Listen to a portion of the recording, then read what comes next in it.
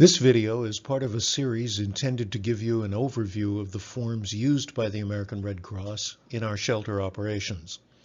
The Client Storage Agreement form is used to lay out the terms under which we will accept a client's personal belongings for temporary storage.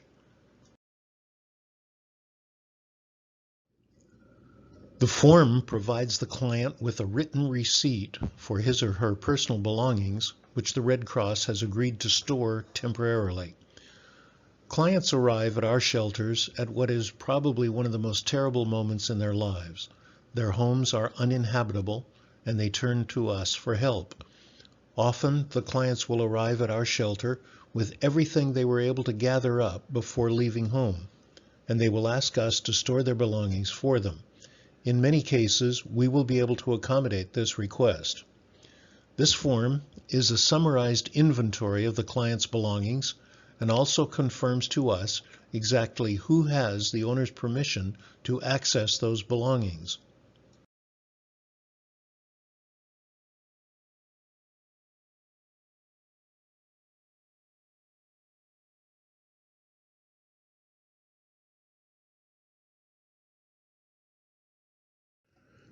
This is the top half of the shelter client storage agreement, and it's filled out by the Red Cross staffer who is accepting the belongings for temporary storage.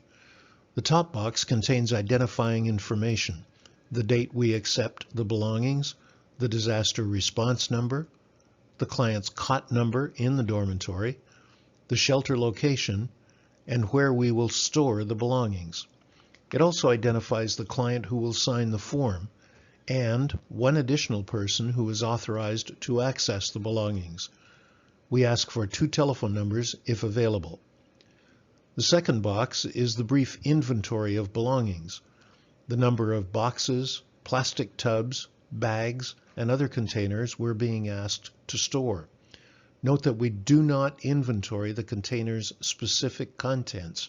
If at all possible, each container should be sealed with tape before we accept it.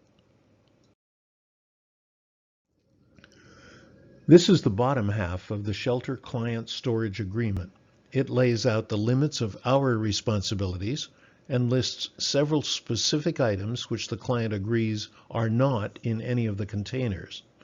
It's important that the client actually reads and understands all 6 terms detailed here. The client's signature at the bottom completes this form, which is then stored with the client's registration form in a secure place. For more information on how and where we can store client belongings, search the Exchange for Caring for Client Belongings tip sheet.